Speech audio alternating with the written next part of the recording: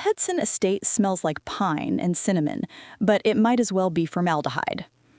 I stand in the center of the living room, my fingers gripping a cream-colored gift box wrapped in silk ribbon, and I can't stop staring at what's inside. A lifetime VIP membership to Last Chance Love, an app explicitly marketed to desperate singles over 30.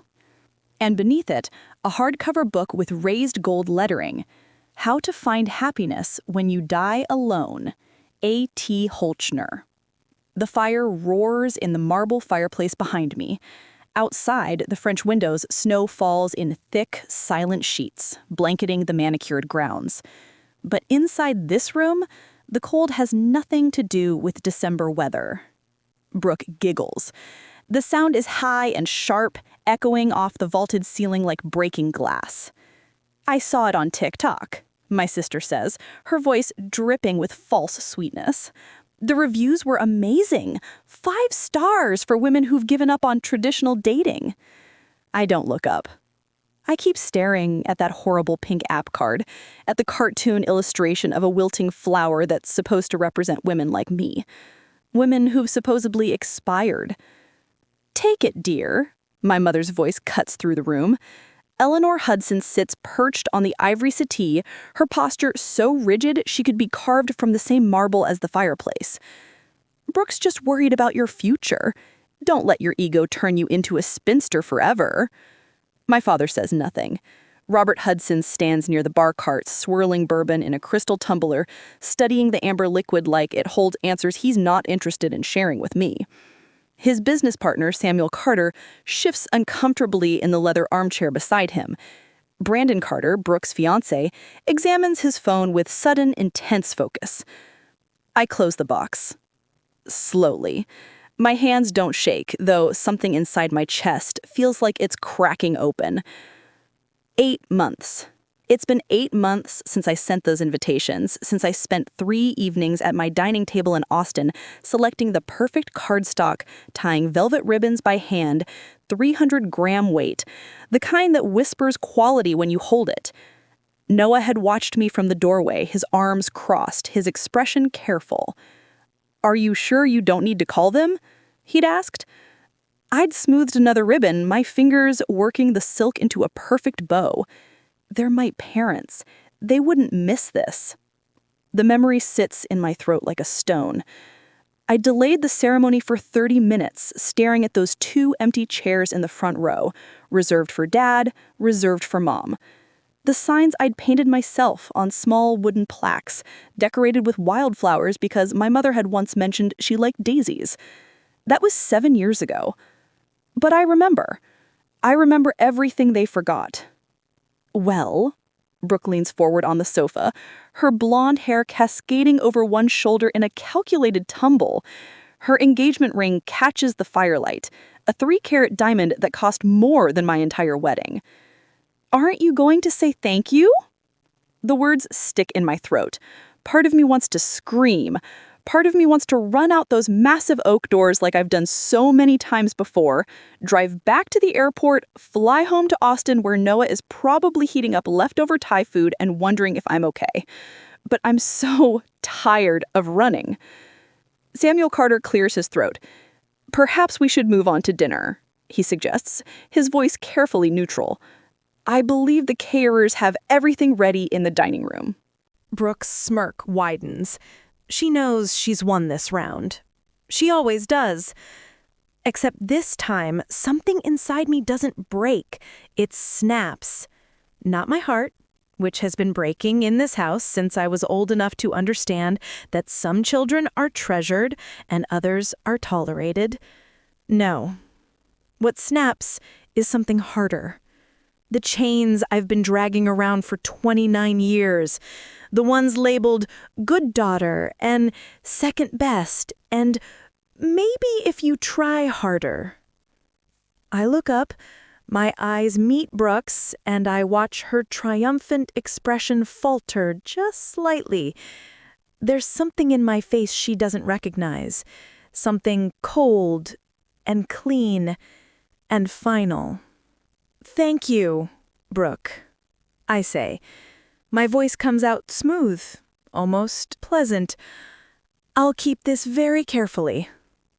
I tuck the box under my arm, holding it against my ribs like evidence, because that's exactly what it is. Eleanor frowns. Charlotte, don't be dramatic. It's just a thoughtful gift. Oh, I know. I smile. The expression feels strange on my face, like I'm wearing someone else's mouth. It's very thoughtful, very valuable.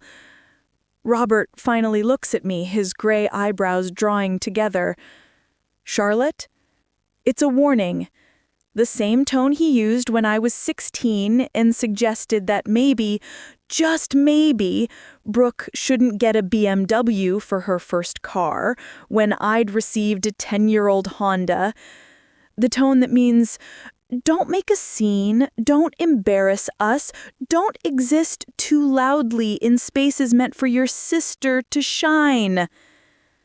I hold his gaze. Yes, Dad? He opens his mouth, closes it, turns back to his bourbon. Brandon Carter stands abruptly, shoving his phone into his jacket pocket. I need some air, he mutters, and walks toward the French doors leading to the terrace. Brooke's smile finally cracks. Brandon, it's freezing out there. Brandon hesitates at the terrace doors, the cold air blowing in, before turning back with a resigned sigh to join the procession to the dining room. But he's already gone. And I understand something in that moment. He's uncomfortable. He should be. Any decent person would be. Shall we? Samuel gestures toward the dining room, his discomfort palpable in the tight set of his shoulders. The dining room chandelier throws diamond patterns across the white linen tablecloth. Eleanor taps her spoon against her crystal water glass, the sound cutting through the murmur of polite conversation like a blade. Before we begin, my mother announces, her voice pitched for an audience, I want to toast this very special season, the year of the bride. I watch Brooke straighten in her chair, her practiced smile blooming across her face like she's been waiting for this cue her entire life. My youngest daughter, Eleanor gestures toward Brooke with her wine glass, will be married this February in what I can only describe as a modern royal event. 300 guests. Brandon shifts beside Brooke, his jaw tight. Samuel Carter studies his salad fork with the intensity of an archaeologist examining an artifact. Brooke has always known how to do things properly, Eleanor says, and the word properly lands on my skin like a slap. With grace, with consideration for family. My father lifts his bourbon in agreement. He hasn't looked at me since we sat down. I cut into my filet mignon. The knife slides through the meat with barely any resistance, but my hand feels welded to the handle. Eleanor sets down her glass with a delicate click. Her gaze swings toward me, and I recognize the glint in her eyes. She's about to perform. Brooke is settled, she says, her tone dripping with manufactured concern. But what about you, Charlotte? You're approaching 30. You can't plan to live with plants forever, can you? The table goes quiet. Even the catering staff, refilling water glasses near the sideboard, seem to freeze mid-pour. When is it your turn? Eleanor asks. The question hangs in the air like smoke. I feel Brandon's eyes flick toward me, then away. Samuel clears his throat, but says nothing. Brooke leans forward slightly, her expression arranged into something that might pass for sisterly interest if you didn't know her, but I do know her. I see the anticipation in the way her fingers curl around her wine stem. She's waiting for me to crumble, to stammer, to make some excuse about focusing on my career or not having met the right person yet. I set down my silverware. The clink of metal on porcelain sounds louder than it should. I'm not single, Mother. The words come out calm, steady, like I'm commenting on the weather. Eleanor blinks. Excuse me? I've been married for 8 months. My mother's face goes through 3 distinct expressions in the span of 2 seconds. Confusion, disbelief, rage. Liar! The word explodes out of her mouth before she can stop it. Her hand slams down on the table, rattling the silverware. Why would no one know about this? You secretly eloped in Vegas, didn't you? Is that why you've been so distant? I didn't elope in Vegas. Brooke's face has gone pale, but she recovers fast. She always does. Are you making up stories to ruin my engagement party? Her voice cracks perfectly, hitting that sweet spot between wounded and incredulous. You've always been jealous of me, Charlotte, but this is pathetic even for you. She turns to Brandon, her hand finding his arm. Can you believe this? But Brandon is looking at me, his attorney's brain clearly running calculations I can't quite read. I sent invitations, I say. My voice hasn't changed pitch. I sound almost bored, which is strange because my heart is hammering against my ribs like it's trying to escape. By FedEx overnight in February. My father's glass hits the table hard enough that bourbon sloshes over the rim. If you sent invitations and didn't get a reply, why didn't you call? His face is flushed, the vein in his temple pulsing. You did this on purpose, didn't you? To embarrass this family in front of the Carters? And there it is. The truth I've been circling around for 8 months, the answer I didn't want to see even as the evidence piled up around me like snow against a door. They didn't forget. They're gaslighting me, right now, in front of witnesses, rewriting history while I sit here holding the receipts they don't know exist yet. The last thread of hope I'd been clutching, the one I didn't even know I was still holding, dissolves. Something shifts inside my chest. The architect in me takes over, the part that knows how to read blueprints and calculate load-bearing walls and understand exactly where pressure needs to be applied for a structure to fail. I stopped trying to defend myself with emotions. They don't care about my feelings. They never have. Under the table, hidden by the white linen, I slide my phone from my clutch. My thumb finds the message thread with Noah. I type one word. Now. The message shows as delivered, then read. I put the phone away and pick up my fork again, spearing a piece of asparagus like nothing happened. Charlotte? My mother's voice has that dangerous quality to it now, the one that used to send me running to my childhood bedroom. Stop this nonsense and apologize to your sister. For what? I take a bite of asparagus. It tastes like absolutely nothing. For getting married? For inviting my family to my wedding? Which part needs an apology? Brooke's eyes are bright with tears that haven't fallen yet. She's good at this, holding them right on the edge where they catch the light. I can't believe you'd lie about something like this on Christmas Eve. Christmas Eve? I'm not lying. Then prove it, my father snaps. I meet his eyes across the table.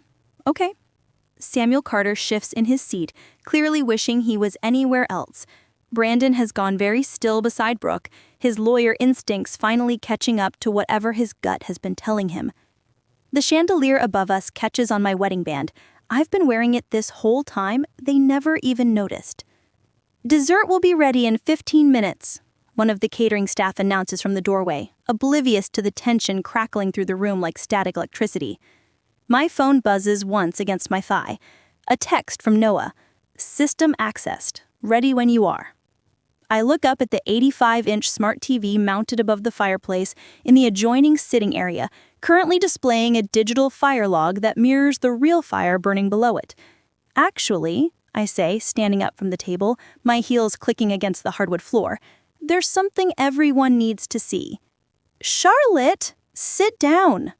My mother's voice has taken on that edge, the one that used to make me shrink into myself, desperate to be smaller, quieter, less troublesome. Not tonight. I stop in front of the TV, my back to the room. You always believe Brooke unconditionally. My voice sounds strange to my own ears, calm, almost conversational. But have you forgotten what my husband does for a living? Silence. I turn to face them. Noah Bennett, senior cybersecurity analyst. He works for a firm that protects Fortune 500 companies from data breaches. Eleanor's mouth opens, closes, opens again. I don't see what that has to do with anything. Don't you? I pull my phone from my clutch, holding it up so they can see the screen. 3 letters glow there. Now. Sent 18 minutes ago. Delivered. The TV screen behind me flickers. Brooke's head snaps up, her tears forgotten. What are you doing? The virtual fire log cuts out, the screen goes black for exactly 2 seconds, then it lights up again, displaying something entirely different. A computer desktop, blue background, neat rows of folders, remote access activated appears in the corner in small white text. What is this? Robert's voice has gone hard. Turn that off. I designed the electrical system for this house. Did you know that? You hired me fresh out of grad school, paid me an exposure and family discount rates. I installed every smart system, every camera, every sensor. I turn back to the screen, watching as the cursor moves without anyone touching it. Noah, working from our home office in Austin, his fingers flying across keys 2,000 miles away. I continue. The admin password was never changed. I recommended you change it. Remember? I sent that email. Twice. Samuel Carter leans forward, his expression caught between fascination and horror. Brandon has gone very still beside Brooke, his lawyer brain clearly working through implications. This is illegal, Brooke's voice cracks, not with tears this time, with panic. Actually, it's not. I don't look at her.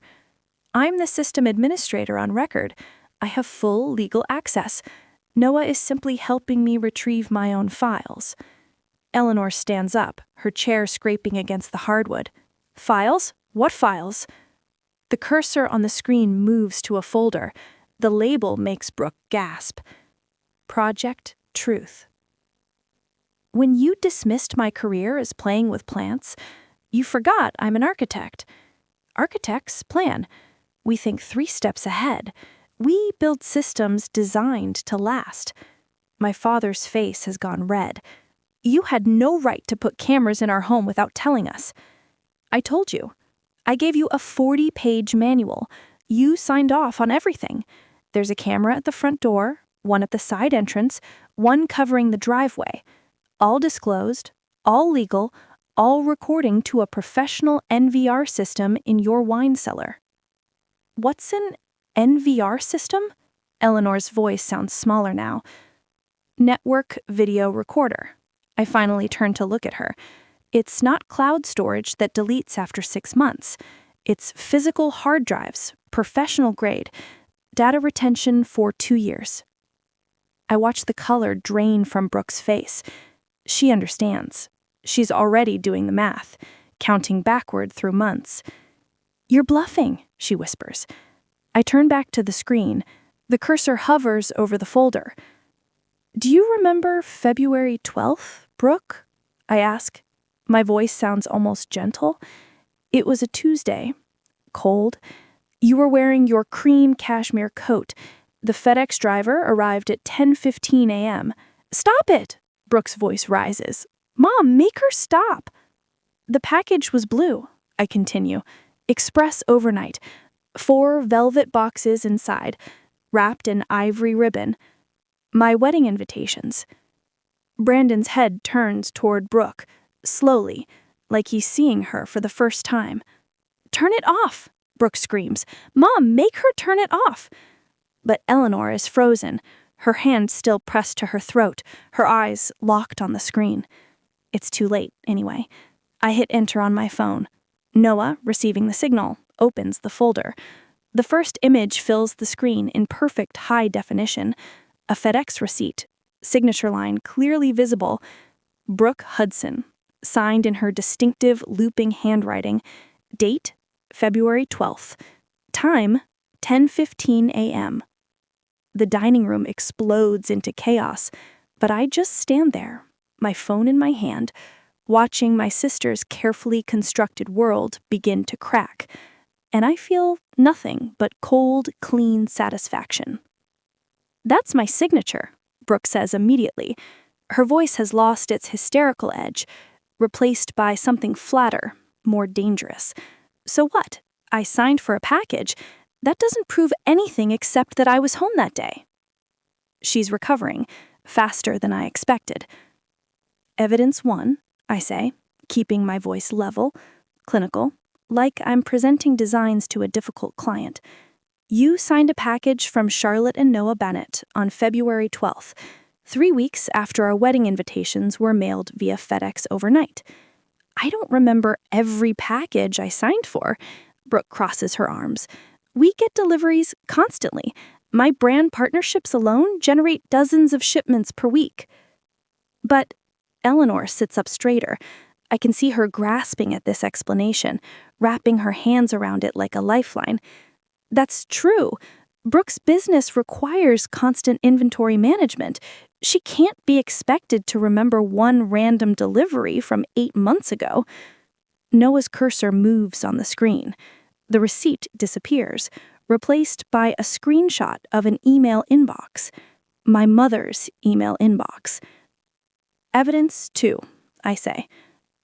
The screen shows Eleanor's Gmail account settings, filters.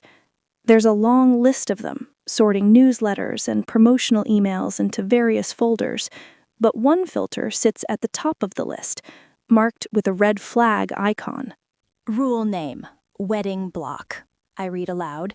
If subject contains wedding and Charlotte, then delete permanently. Skip inbox. Do not archive. The creation date sits right there in gray text. February 14th, 2 days after the invitations were delivered. This filter was installed from an IP address that traces back to Brooke's device. I continue. Her iPhone specifically, the same device she uses to manage her Instagram account. The silence that follows isn't peaceful. It's the silence of a trap snapping shut. Eleanor's face has gone pale. That's not possible. I never authorized anything like that. Of course you didn't. I meet my mother's eyes. Brooke has your password. She's had it for years. Remember when she set up your 2-factor authentication last Christmas? She told you it was for security. Brandon stands up slowly from his chair. He's staring at Brooke like he's seeing her for the first time. You hacked into your mother's email? I didn't hack anything. Brooke's voice pitches higher. I have access because Mom asked me to help manage her correspondence. She gets overwhelmed by all the emails. I manage philanthropic contacts, charity board communications. Brooke helps me organize them. By deleting emails about your daughter's wedding? Samuel Carter's voice cuts through the room. He's still sitting in his chair, but his posture has changed. He's no longer the uncomfortable observer. He's engaged now, focused. Brooke stands abruptly. Her chair scrapes against the hardwood floor. Fine, yes, I hid the invitations, but I did it to protect Mom and Dad. The room freezes. She's pivoting. I watch it happen in real time, the way her expression shifts from defensive to aggrieved. Her eyes fill with tears, her voice shakes, but not with fear, with righteous indignation. You sent those invitations last minute, she continues, voice trembling, for some shabby vineyard in Texas. Dad has high blood pressure. Mom worries constantly about image, about what people think. I saw that location you chose, Charlotte, that rustic barn aesthetic, and I was afraid they'd be humiliated, afraid they'd spend the whole trip stressing about appearances. She wipes her eyes with the back of her hand. So yes, I hid them. I threw them away. I did it out of love. I was trying to protect our parents from embarrassment. Eleanor inhales sharply. I watch her expression shift. See her reaching for this new narrative like a drowning person, grabbing driftwood. You were protecting us? Of course I was. Brooke's voice cracks. Charlotte always does things her own way, never considering how it reflects on the family. I couldn't let you suffer through some subpar wedding just because she refuses to maintain our standards. It's brilliant. In a horrible way, she's reframed herself from villain to hero in 30 seconds flat. The malicious act becomes protective sacrifice. The lie becomes love. Brandon's frown deepens. He's not buying it. I can see the doubt written across his face, the way his jaw tightens. But my parents are already softening, already finding the explanation they want to believe. I don't panic. I don't rage. I don't give Brooke the satisfaction of seeing me unravel. Instead, I smile. It's a smile full of pity, the kind you give a child who's trying to convince you the dog ate their homework when you can see the torn pages in the trash. Protecting them, I repeat softly. That's your story? It's the truth, Brooke lifts her chin. Then why, I say, each word deliberate, did you throw the invitations in the recycling bin instead of hiding them in a drawer? Brooke blinks. What? If you were protecting Mom and Dad, if you were worried about their feelings, you would have hidden the invitations somewhere safe, somewhere you could retrieve them later if needed. You would have preserved them carefully just in case your plan went wrong. I gesture to the screen where Noah has already queued the next file. But you didn't do that, did you? Brandon turns to look at Brooke. Really look at her. Did you? I was upset, Brooke says quickly. I wasn't thinking clearly. That's interesting, I say, because the video footage suggests you were thinking very clearly. I nod to the screen. Noah clicks play. The video quality is stunning. Crystal clear footage from the front door camera, the one mounted above the entrance with a perfect view of the porch and driveway. The timestamp reads February 12th, 10:14 a.m. The FedEx truck pulls into frame. The driver climbs out, carrying a blue package. He rings the doorbell. Brooke appears 30 seconds later. She's wearing yoga pants and a cropped hoodie, her hair in a high ponytail. She smiles at the driver, signs a tablet, accepts the package. The driver leaves. Brooke looks down at the package. I watch her read the return address label. Charlotte and Noah Bennett. Her expression changes. The smile vanishes. Something cold and sharp takes its place. She doesn't look worried. She doesn't look protective. She looks furious. Brooke glances around, checking if anyone's watching. Then she walks to the side of the house where the recycling bins sit behind a decorative lattice screen.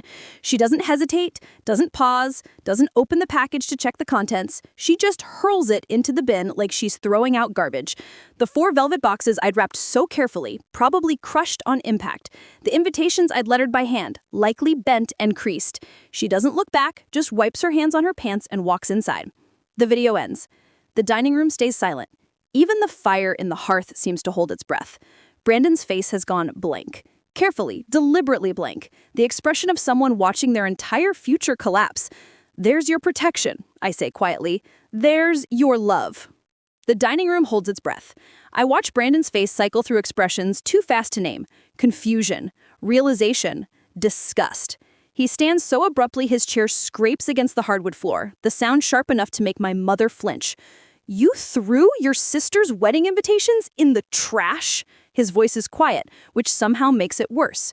Because you were afraid of sharing the spotlight?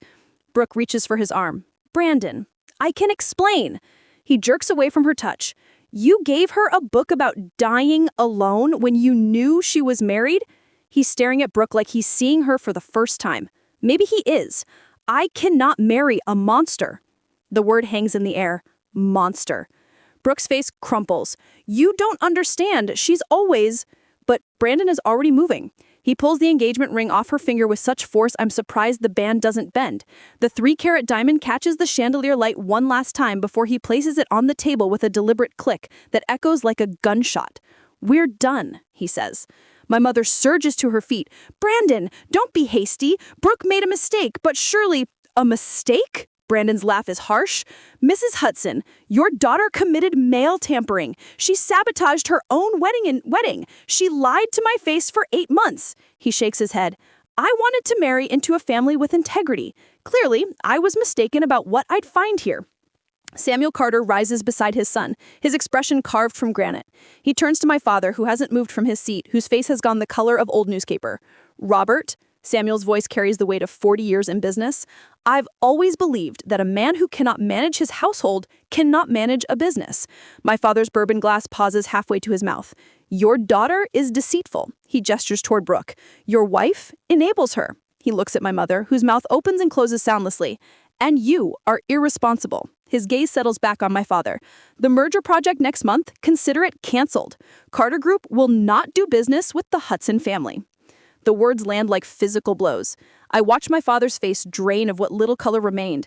That merger was supposed to be his crowning achievement, the deal that would cement his legacy. $50 million in contracts. A partnership that would have doubled his company's reach. Gone. Samuel, please. My father finally finds his voice. We can discuss this privately, surely. There's nothing to discuss. Samuel places his hand on Brandon's shoulder. We're leaving. Brooke explodes from her chair. This is your fault. She whirls on me, her face twisted with rage. You ruined everything. I'll destroy you. I'll tell everyone what you did, how you manipulated. No. The word comes out soft, but it stops her mid-sentence. I stand slowly, smoothing my dress. You won't. Watch me. Brooke's voice climbs toward hysteria. I have 2 million followers. I know Massachusetts law prohibits secret audio recording, so the video of tonight's dinner stays private. I won't publish it. Brooke's expression shifts toward triumph, thinking she's found an escape route. However, I pause, letting the words settle. The CCTV footage of you dumping that FedEx package? That's evidence of federal mail tampering. Title 18, United States Code, Section 1708. Up to 5 years in federal prison. The color drains from Brooke's face. If you dare speak one lie about me on social media, that video and a lawsuit goes straight to the police and your brand sponsors. I tilt my head, studying her. I wonder how Dior and Cartier will feel about their ambassador being investigated for federal crimes. Brooke collapses back into her chair. The sound that comes out of her isn't quite a sob, isn't quite a scream. It's the sound of someone's carefully constructed world imploding. My mother sits frozen, her hands clutched in her lap. My father stares at the table like the wood grain holds answers. I reach for the cream-colored gift box, the one containing that horrible app membership and that cruel book that I put on the table. I pick it up with both hands and walk around the table. Brooke flinches when I approach, like I might hit her. I place the box directly in front of her, right next to Brandon's abandoned engagement ring. Keep it, I say. You need it more than I do now. The words taste like freedom. I turn toward the foyer. Samuel and Brandon are already there, collecting their coats.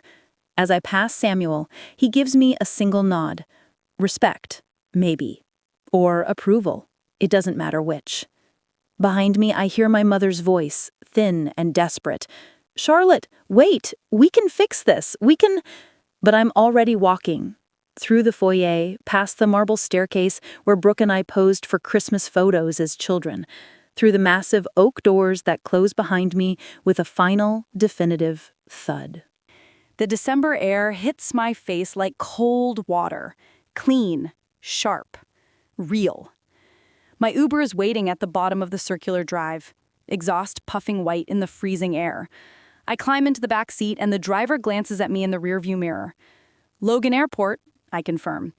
As we pull away, I allow myself one look back at the Hudson estate. Every window blazes with light, but from here, it looks empty. A beautiful shell with nothing living inside. I pull out my phone and video call Noah. His face fills the screen and the knot in my chest finally begins to unwind. His hair is messy, like he's been running his hands through it. His eyes search mine. Is it done? He asks. It's done. Mom's heating up soup for you. His smile is soft, warm, everything that house wasn't. Let's go home. Home.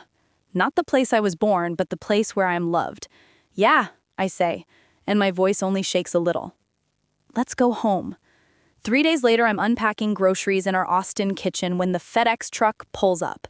Through the window, I watch the driver jog to the porch, scan a package, jog back. The box sits there on the welcome mat, square and flat. I know what it is before I open it. I can practically smell my father's desperation through the cardboard. Inside is a check, $50,000. The number seems obscene, written in my father's careful architect's print. The note is brief, typed on his business letterhead like this is just another transaction. I'm sorry. Please stay silent about the contract. I stand there in my kitchen holding $50,000. And I think about the girl who would have cashed this check, the one who showed up on Christmas Eve still hoping, the one who saved their chairs at her wedding. She's gone. I tear the check in half, then quarters, then confetti. My phone is already in my hand. I arrange the pieces on the granite counter, photograph them, open the family group chat. 3 people, Mom, Dad, Brooke. I type. I don't sell my silence. I'm gifting it to you for free. As a parting gift, do not contact me again.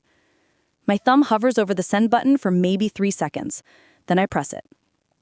The message shows delivered, then read. Someone starts typing, stops, starts again. I don't wait to see what they'll say. I scroll to the top of the chat, tap the settings icon, and find the words I've been looking for. Leave group. Are you sure? I've never been more sure of anything. Leave. New Year's Eve arrives wrapped in Seattle rain and the smell of Meredith's famous pot roast. Meredith's family crowds into their living room, laughing, arguing about what movie to watch before the countdown. His sister steals the remote. His nephew spills grape juice on the carpet. His mother hugs me tight and I feel the weight of the sapphire brooch on her coat pressing against my shoulder. Real, solid, an actual heirloom passed down with love instead of obligation. Come on, Noah says, taking my hand. Let's get some air before the fireworks. We step onto the back porch. The city needle glows in the distance and the city hums with celebration. Meredith wraps his arm around my waist and I lean into him, breathing in rain and cedar and freedom. Any regrets? He asks quietly. I think about the empty chairs, the hidden invitations, the cruel gift, the check torn into pieces. Not one. The first firework explodes overhead. Gold sparks against black sky. Meredith's family cheers from inside, and through the window I can see them raising glasses, pulling each other into hugs.